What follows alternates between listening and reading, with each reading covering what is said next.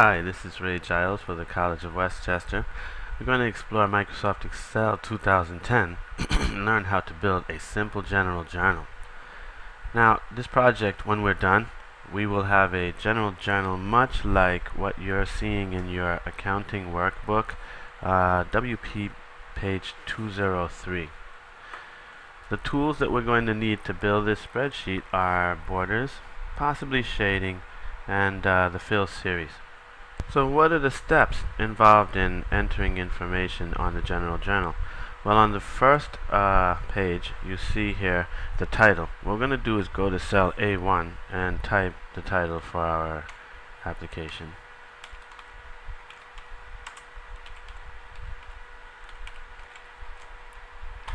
And you'll note from earlier Excel exposure that Excel actually stores information in one cell, not two, even though it bleeds into cell B1.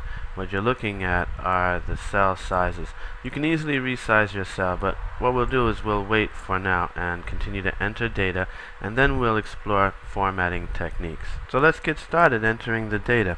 I'm going to put in cell B2 the word date, as you can see in your spreadsheet on your workbook. On the column in A, we're looking to create a series of 1 through 34. So I'll type a number 1 in cell A3 and a number 2. Now what happens is we want to create a series going down. Rather than type 2 through 34, which we could do, we can easily copy down. What you want to do is actually select your bottom right hand corner of both of your cells selected together, and you hold your mouse button down, copy the series down. What you're observing is Excel creating a fill series, and you'll note I'm pushing it down until I get to 34, and when I see the 34 I release. You actually have a copy of your information going down. Now if you want to take a moment to practice that, we can pause and you can practice that yourself just to get caught up. And I'm going to continue to enter information across now. You see you have the word date. We're going to put description in our next column across, post ref in D2, debit, and credit. So let's go ahead and do that.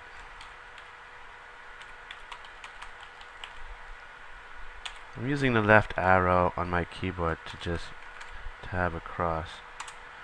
And I'll leave this on one line even though it's on two lines in your book. And you see here I'm just going across.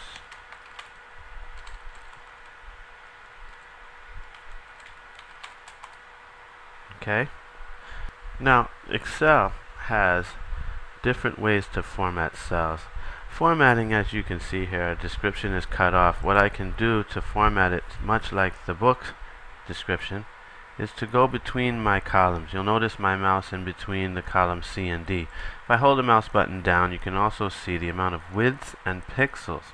8.43 or 64 pixels going across. Easily you can scroll across. Now it's up to you to decide the length or the width that you choose. I don't exactly have exact measurements for the book since it's actually on a page, but what you can do is make a reference to maybe more or less the same size. I'm just going across to these columns, spreading them out to go to the edge of the sheet. Now, what we have here is a date, description, post, reference, debit, credit, title. Okay, and even though you cannot see the borders when you are printing, you have your cell divisions here. We want to create borders that would reflect what we have in the book. This requires what we call borders and shading. If I move my mouse over to the font group, and you're looking over here, you're looking for more borders. Let's take a moment to explore the list as you click that.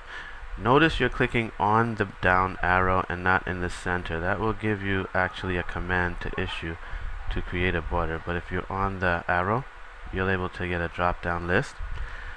Examine this list for a minute and notice you have different preset borders for your layout. Down here is where we're going to get really specific about the types of borders that we want. More specifically, how to actually draw lines and borders. So we're going to draw lines and borders, but before we do that, Let's choose a line style and possibly a line color. More importantly, the line style. If you notice below your general journal title, we have a double line. So let's go ahead and look at the double line selected here, and it actually is selected. With that double line, you'll notice you have a pencil. With this pencil, you're easily able to position your mouse. Now remember, it's very precise, so you want to be where you wish that border to go. And as you hold your mouse button down and drag, you'll notice that if I deviate and not let go of the mouse, I'm actually getting a box instead of a border. So I'm going to let go straight across, and a lot of this is just using the mouse correctly and driving. We'll talk about that in a couple of seconds. So why don't you go ahead and try and practice that. You can pause if you wish before we move to the next step. What we're going to do is continue to draw our double lines. Examine on page WP203. Actually, you'll see the border take shape there. I'm going to drag down and create a border from my number 1 to 34 all the way down. Now if you go too far, you might run into some problems, so you just want to scroll to the bottom of the screen and use the scroll wheel on your mouse to scroll up and down. That's what I'm doing here. And you'll see I'm going to put a double line between post ref, debit, and credit. So we'll go really slow here. Drag down. Go back to the top. Again, drag down. And back to the top. Again, drag down. Now this is a manual way of creating borders and shades. You can easily create borders and shades in another way, and we'll explore that right now. Suppose I wanted to create a single line, but I wanted to create that line by dragging. Well, what I want to look at is the kind of lines I can create. You see this right border? When I make a selection of cells, I can click this right border and it will appear. So let's click that right border. Now actually, you know what happened? I created that right border, and you see that appearing on the right hand side. Wherever your selection is at the moment is where that will go. Let me undo that selection up here. I'll make my selection now to cell B, column B. I'm going to go down between column B to my 34.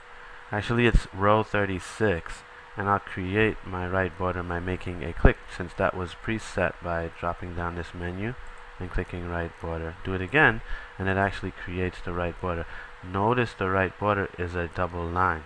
If I want that to change to a single line, I'll have to override that, and let's see if I can get that to actually click and create that single line. No, it does.